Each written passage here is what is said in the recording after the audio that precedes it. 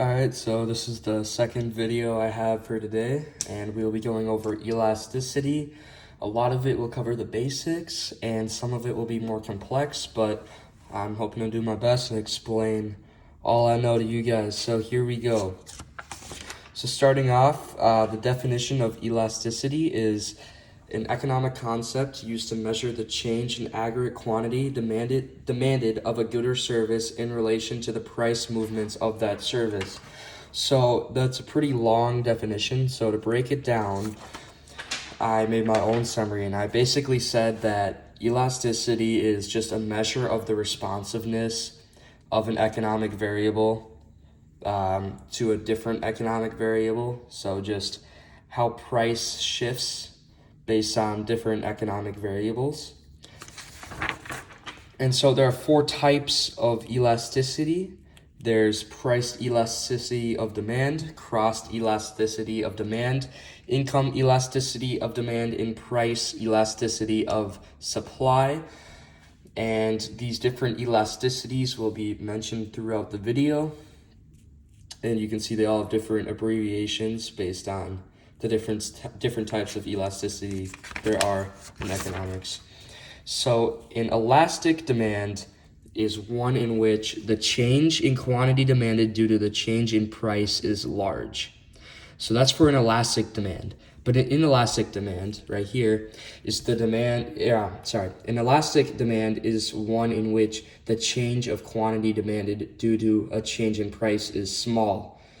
So if you can relate smaller to inelastic and large to elastic, that's where you have your difference. And I'll be going over more information on the two in just a second. So here, I'm going to zoom out a little bit.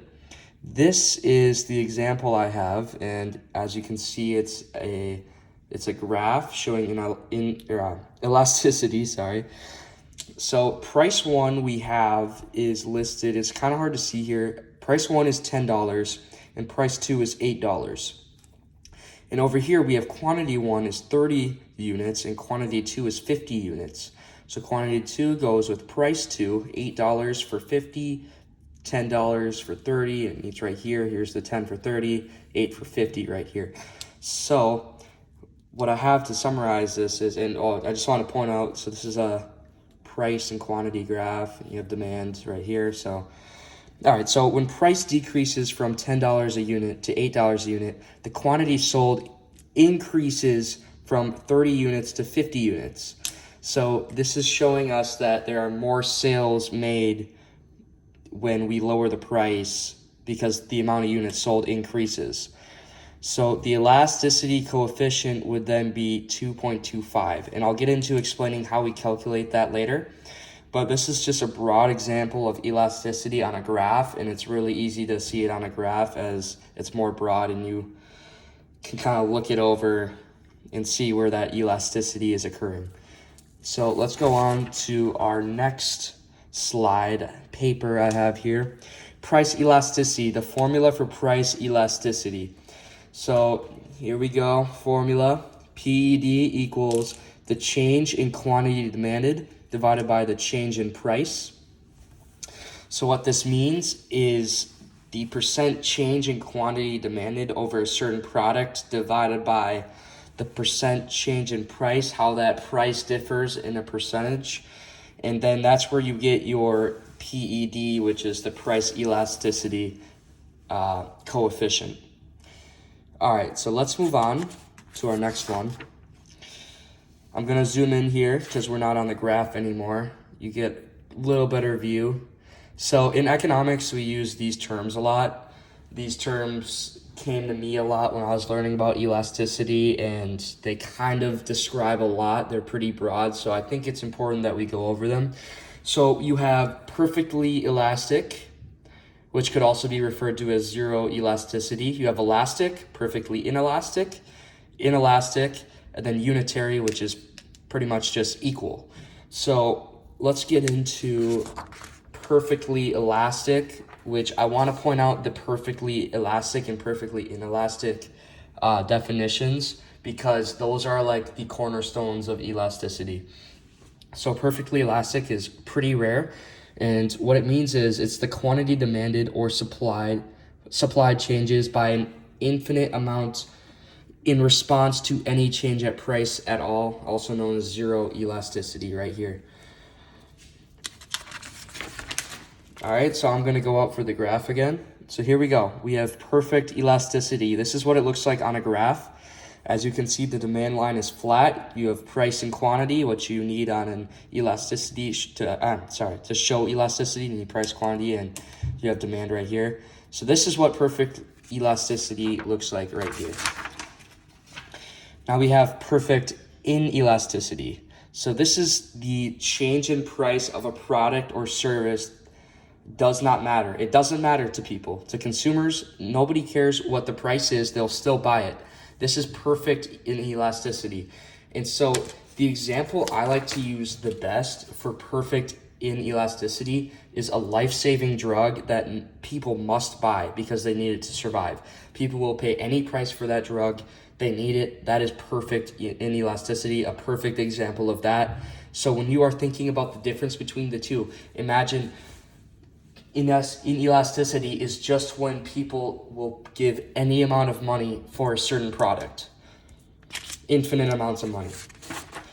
And we're gonna go out again. Here we go. So here's an inelasticity graph. You can see that the demand is shifted in a downward slope, basically showing that price doesn't matter, as you have the price here, price high, and quantity here. So that's all we have. And honestly, this is drawn a little bit wrong. What we could do is we could just put it like this. Boom. Price could be anything, quantity could be anything, people will still buy. So thinking about it, it might be a little bit confusing between the two. But all you have to remember is inelasticity is vertical, elasticity is not horizontal. All right, our wrap up. So I believe we covered a lot of information here in just 5 minutes, which might get confusing. But if you can remember kind of what I just went over, is that inelasticity. Let's start with that.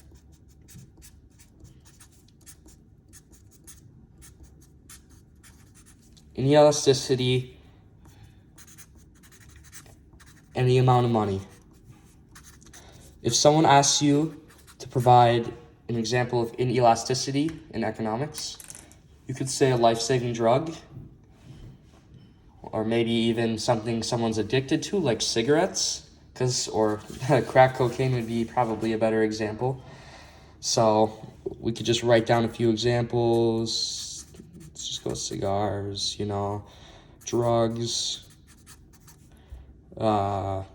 Those can count as medical, or like cocaine, which obviously isn't.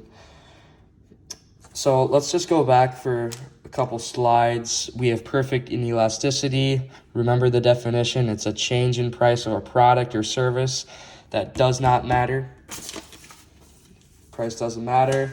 Let's go back to perfect elasticity. We just got to remember the graph is horizontal for perfect elasticity. And for inelasticity, the graph is not horizontal, it's vertical. Inelasticity is vertical. All right.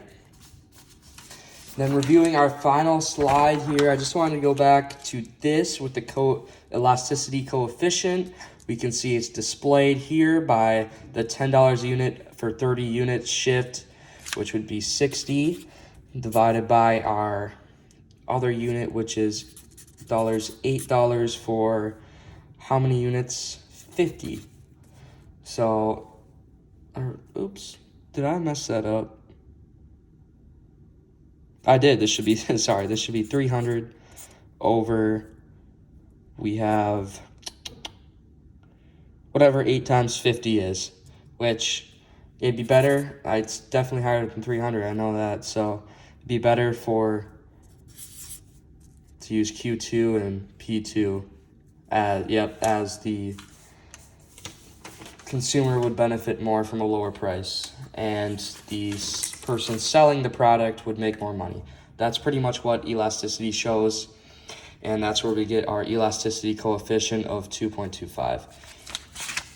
So that might be a lot of information, but if you can just remember the basics between the two, you'll be well off. Thank you. I'm Jackson, and I hope you have a good day.